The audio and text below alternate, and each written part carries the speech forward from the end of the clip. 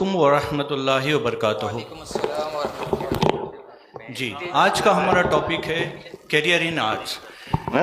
इसके बारे में बताने से पहले मैं कुछ और जानकारी आपको दे दूं कि हमारे सोसाइटी में आज हमें एक प्रिसेप्शन करते हैं कि जो एसएलसी में या पीयूसी में मार्क्स कम लेता है वही आर्ट्स लेता है, या यूं कहूं कि साइंस और आर्ट्स में आपको सीट नहीं मिली जब आप जाके आर्ट्स लेते हैं। ये बिल्कुल गलत जवाब है। अगर बच्चा हिस्ट्री, इकोनॉमिक्स में इंटरेस्ट है और लैंग्वेजेस में बहुत इंटरेस्ट है, वो बिल्कुल आर्ट्स ले सकता है। जी वसीक भाई, आपने बिल्कुल सही कहा। देखिए, हमारे बहुत सारे स्टूडेंट्स आज ऐसे हैं कि जिनको आर्ट्स में इंटरेस्ट तो होता है लेकिन वो नहीं ले पाते। वजह क्या है कि वो ये सोचते हैं कि लोग समझेंगे कि इसे कम मार्क्स आए तब आके आर्ट्स में आया, या वो ये समझेंगे कि इसे कुछ मिला ही नहीं तब जाके आर्ट्स में आया है। तो ये सोचकर कई लोग आर्ट्स ले ही नहीं पाते। और दूसरे कुछ ऐसे भी स्टूडेंट्स होते हैं जो अपने दोस्त को फॉलो कर रहे होते हैं, यानी खुद का पैशन फॉलो नहीं करेंगे। मेरा दोस्त कहीं पे जा रहा है, मैं भी वही जाऊंगा, जिस फील्ड में मेरा दोस्त जाएगा मैं भी वही ले लूँगा। तो यानी खुद का पैशन नहीं बल्कि दोस्त का पैशन फॉलो कर रहे होते हैं। तो आपको एक एग्जांपल बता दूं कि आपको अगर रसगुल्ला पसंद है और आपके दोस्त को गुलाब जामुन पसंद है, तो आप क्या लोगे? रसगुल्ला ही लोगे ना, गुलाब जामुन तो नहीं लोगे। यानी आपकी जो पसंद है आप वही लोगे।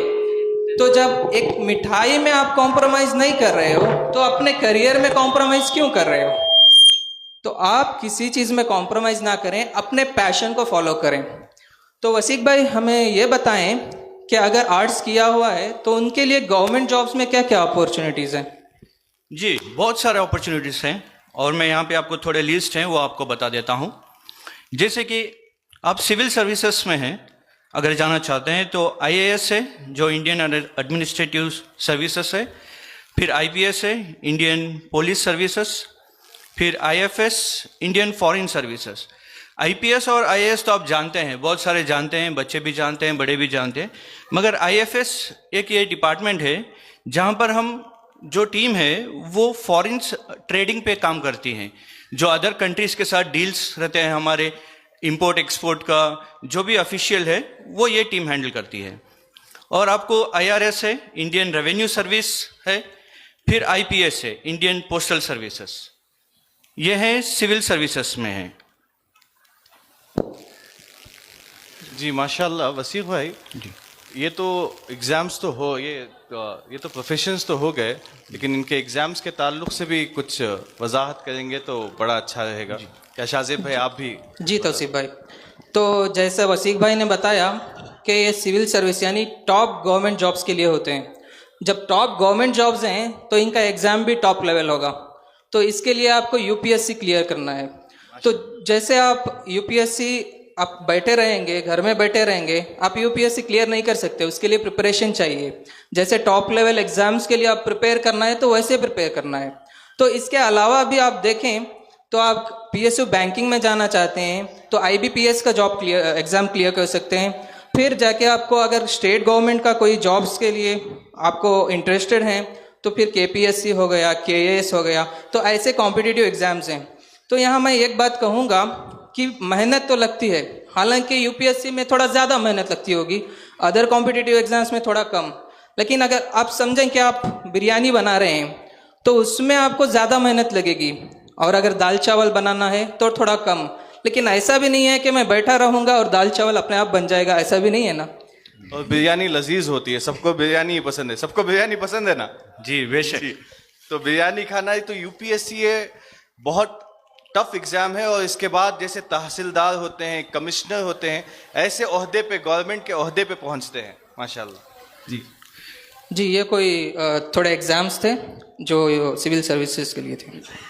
तो वसीक भाई या शाजिब भाई, स्टेट गवर्नमेंट के आपने बहुत सारे जॉब्स यहाँ पे बताए हैं, तो इसके ताल्लुक से भी कुछ आगे वजाहत कर दें।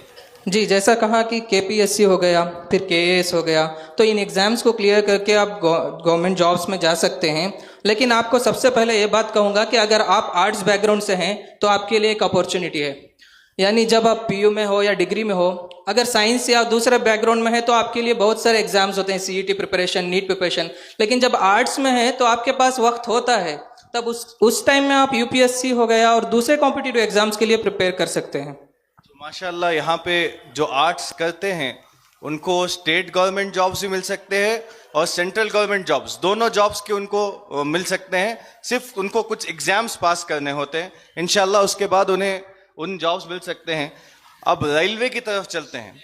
एक railway number of highest employees in India, जिस इंडस्ट्री में काम करते हैं वो रेलवे की इंडस्ट्री है और उसके लिए खुसूसी बजट निकलता है। तो वसीक भाई कुछ बताएं कि रेलवे में कौन कौन से जॉब्स आर्ट्स वालों को मिल सकते हैं। जी, रेलवे में बहुत सारे रोल्स हैं, जैसे कि आप देख सकते हैं क्लरिकल रोल्स हैं, और उसके बाद टिकट कलेक्टर्स जो आप हर स्टेशंस में रिक्वायर्ड, वो स्टेशन में काउंटर हमेशा रहते हैं, उसमें है। बट फिर स्टेशन मास्टर्स, हर एक स्टेशन का एक मास्टर रहता है, तो वहाँ पे भी आपको अपॉर्चुनिटीज़ मिल सकते हैं। और फिर एडमिनिस्ट्रेटिव पोजीशंस, बहुत सारे ऑफिसर्स हैं वहाँ पे रेलवेज में जहाँ पे आपका एडमिन काम रहता है, तो इसमें भी आपको रेलवेज में बहुत सारे अपॉर्चुनिटीज़ मिल जाएंगे। बस आपको वो रिलेटिव एग्जाम्स आपको क्लियर करना है, फिर आपको जॉब मिल जाएगी इंशाल्लाह। माशाल्लाह माशाल्लाह। जी, फिर और एक यह है जहाँ पर आप टीचिंग और एजुकेशन पे भी आप जा सकते हैं। जैसे कि आपका पीयू के बाद बीए कर देंगे, बीए के बाद बीएड या डीएड करेंगे तो आपको गवर्नमेंट टीचर बन सकते हैं। अगर उसके बाद में बीए करने के बाद आप एमए करेंगे तो आपको लेक्चरर का जॉब मिल जाएगा। तो आपको एग्जाम्स रहेंगे, कॉल फॉर होगा, गवर्नमेंट से कॉल करेंगे, फिर आपको एग्जाम्स क्लियर करना है, फिर आपको इंशाअल्लाह जॉब मिल जाएगी। माशाल्लाह। देखिए, आर्ट्स पढ़ने के बाद आप टीचर लेक्चरर भी बन सकते हैं, कितनी अच्छी जॉब अपॉर्चुनिटी होती है। इंजीनियरिंग कॉलेजेस में वो बी और एमटेक के होते हैं, डॉक्टर्स अगेन एमएस के होते हैं, लेकिन आपको अगर किसी स्कूल में भी पढ़ाना है या कोई कॉलेज में हिस्ट्री पढ़ाना है तो आर्ट्स के जरिए से आप कॉलेज के टीचर भी बन सकते हैं। माशाल्लाह, बहुत अच्छा। माशाल्लाह, इंग्लिश लेक्चर भी आप बन सकते हैं आर्ट्स के जरिए से। जी, और एक है लॉ एनफोर्समेंट एंड जुडिशरी, जैसे कि आप सब जानते हैं एलएलबी लॉयर, तो लॉयर बनने के लिए आपको एलएलबी करना है। और इसके बाद अदर लॉ एनफोर्समेंट है, जैसे कि central bureau investigation, that is CBI, और एक है CISF, that is central industrial security force.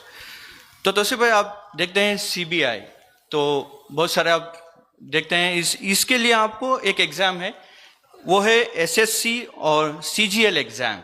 ये अगर आप क्लियर करेंगे आपके डिग्री के बाद, जैसे बीए के बाद आप ये एग्ज़ाम ले सकते हैं, तो ये आप एग्ज़ाम क्लियर कर देंगे, फिर जैसे ही गवर्नमेंट कॉल करेगी सीबीआई सब इंस्पेक्टर ऑफिसर के लिए आप ये एग्ज़ाम क्लियर कर देंगे तो आप एलिजिबल हो जाएंगे। वो जॉब आ जाए अच्छा है, लेकिन सीबीआई जब भी कॉल करेगी तो दिल थोड़ा धड़कता है। जैसे ही नाम सुनते हैं तो दिल तो धड़कता है कि सीबीआई ने कॉल किया है, कहीं कुछ हो तो नहीं गया, लेकिन जॉब कर ले तो अच्छा रहेगा। माशाल्लाह जी, आप और एक है डिफेंस सर्विसेज, जैसे कि इंडियन आर्मी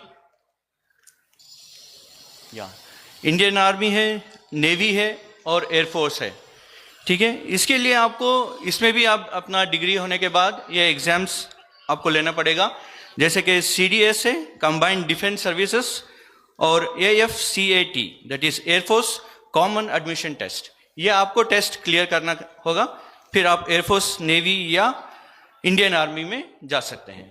माशाल्लाह माशाल्लाह वसीक भाई, गवर्नमेंट जॉब्स में आर्ट्स वालों के लिए इतने अपॉर्चुनिटीज़ हैं, ये अभी पता चला है। तो बहुत सारे हमारे स्टूडेंट्स ऐसे होते हैं जिनको अपॉर्चुनिटीज़ के बारे में पता ही नहीं होता, तो जब पता नहीं होता फिर वो अप्लाई भी नहीं करेंगे, और जब अप्लाई नहीं करेंगे तो आपके पास ऑप्शंस भी बहुत लिमिटेड हो जाएंगे। तो हर स्टूडेंट को ये बेहद ज़रूरी है कि आप जो भी फील्ड में हैं, सबसे पहले आपके पास ऑप्शंस क्या क्या हैं ये आपको पता होना चाहिए, फिर अपॉर्चुनिटीज़ क्या क्या हैं ये भी आपको जानना ज़रूरी है। तो तौसीफ भाई, कुछ स्टूडेंट्स हमारे ऐसे होते हैं जिन्हें सोशल सर्विस में बहुत इंटरेस्ट होता है, क्या उसमें भी हम करियर बना सकते हैं? जी जी बिल्कुल। जो कौम की खिदमत करना चाहते हैं, अब उनके लिए एक स्पेशल ब्रांच समझिए इसको, एक शोबा बना है जिसको एनजीओ सर्विसेज या पब्लिक सर्विसेज कहा जाता है। अब इसकी फंडिंग गवर्नमेंट से आती है। सपोज आपको अभी हमने हमारे सालाना मुंबई के इज्तिमा में हमने ये देखा कि क्लाइमेट के ताल्लुक से बताया गया बिन मौसम बरसात होती है और धूप भी होती है, तो कड़क धूप हो रही है। ये क्या है, एक वेदर बदलने की वजह से, क्लाइमेट बदलने की वजह से ये हालात हो रहे हैं। अब इसके लिए हमें क्या करना है, पौधे लगाना है। तो ये सारे जगह पौधे लगाना हर शख्स को मुमकिन नहीं है, तो इसके लिए कुछ शख्स, मखसूस शख्स ये करते हैं कि हमारा काम है पौधे लगाना। अब गवर्नमेंट उनको फंड करती है कि आप पौधे लगाएं, हम आपको इसके पैसे देते हैं। ऐसे सर्विसेज है, जैसे स्पेशली एबल्ड डफ एंड डम्ब स्टूडेंट्स की जाकर के उनके लिए अलग से स्कूल खोलना, एनजीओ जाकर, एनजीओ आप एस्टैब्लिश कर लेंगे तो गवर्नमेंट से फंड आएगी। जैसे लेक्स बनाना होता है, लेक्स की कमी की वजह से आज पानी की किल्लत हो रही है, तो कंपनीज जाके स्पॉन्सर करती हैं, जो आईटी कंपनीज हैं ये स्पॉन्सर करती हैं आपको, आप जाए हम पैसे देंगे, आप वो लेक के लिए बनाएं, लेक बनाएं और जहां लेक है वहां पे पानी लेकर के आए। तो इस तरीके से ये जो हमारे आर्ट्स के स्टूडेंट्स हैं, ये इस तरीके से भी कौम की खिदमत के लिए ये एनजीओ के जरिए से की जा सकती है। माशाल्लाह। अब इन सब चीज़ों को तो हमने जाना है, लेकिन इसके आगे भी हमें जानना है। साइंस के लिए, कॉमर्स के लिए, डिप्लोमा के लिए, आईटीआई के लिए, तो आप कहाँ आएंगे बता दें? इस सब मिलकर के कहें, उम्मीद के तरफ आएंगे। कहाँ आएंगे? उम्मीद की तरफ आएंगे। उम्मीद की तरफ आएंगे। उम्मीद का स्टॉल वहां पे लगा हुआ है, एसडीआई उम्मीद का स्टॉल वहां पे लगा हुआ है। मैं उम्मीद करता हूं कि आप आएंगे और एक उम्मीद लेकर के जाएंगे।